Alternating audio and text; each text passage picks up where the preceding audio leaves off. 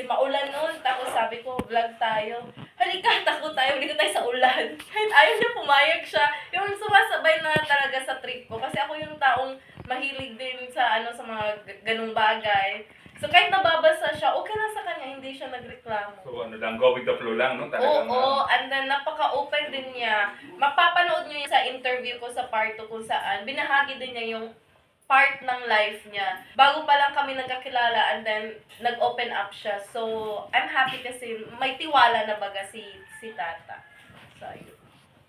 Ang dami ko ng kwento, hindi ka pa nagtanong. Tatanong tayo, guys. Siyempre, ito, nakita ko naman to, guys, nung anniversary talaga ng EDSI, no? Talaga, nag-vlog naman po talaga sila mga kalingap, no?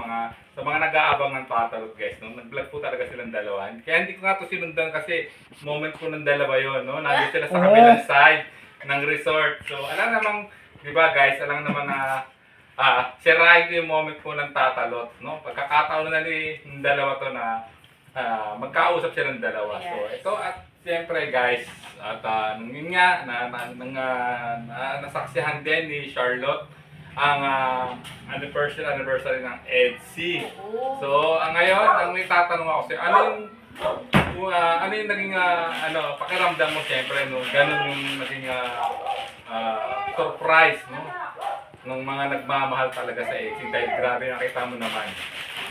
Una, na-surprise talaga ako. Na-surprise ako at masaya talaga ako sa kanila. Na-surprise ako kasi nga, hindi ko din inakala na abot sila ng isang taon. Naikwento na ni Edo na hindi din madali. Yung abutin ang isang bagay ng isang taon, lalo na sa ganitong klaseng relasyon, baga. Oo. Magkaibigan pa po sila yung sabi. Ewan ko lang. Madulas na naman tayo nito. Hindi madali talaga ang pakikipagrelasyon sa isang tao. Lalo na, ang dami din mga pagsubok niyan. So, happy at nakaka-proud din kay Viancy lalo. Kasi si Viancy sa murang edad pa lang niya, ay talagang natuto na siya paanong lumaban. At, talaga, pinaprioritize talaga niya yung family niya. Si Edo naman, laking tulong din. Si Edo nasa tamang edad na, marunong na mag-isip yan. Si Viancy, hindi ko naman sinasabi hindi marunong mag-isip. Ika nga, napaka-impressive niya kasi sa murang edad niya ay matured na talaga siya mag-isip. Oo, na dahil na din yun kang Edo, ang dami niyang natutunang aral kang Edo. Kasi nga, si Edo yung nagbibigay ng advice. Yes, nag-guide, no? Oo, si Edo yung nag-guide. Yung concern ni Edo ay, nandun talaga yung concern, yung attention, nandun talaga kang Viancy. Kaya yun yung dahilan kung bakit ganun na yung mindset ngayon ni Viancy. Ganun na siya gumalaw, ganun na siya kumilos, ganun na siya magsalita.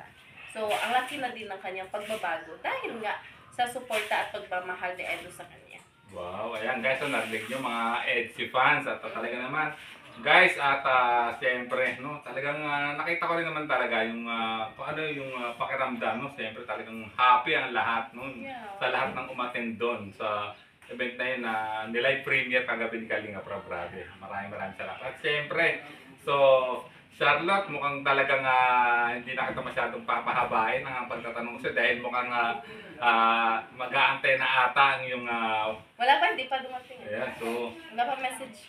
So ayan, wala pang message. Pero mukhang blooming talaga si Charlotte, guys. Namiming. Blooming talaga, guys. Mula nung nung day 1 na napunta ako rito, grabe. Iba na talaga. Iba na yung Charlotte. Bakit? Nagkita tayo una sa Baguio. Yes, Sa Baguio ba yun? Sa Baguio.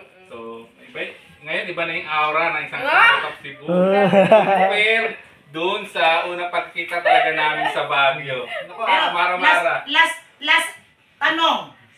Susunduin ka talaga ni Tata dito? Yeah. Alo!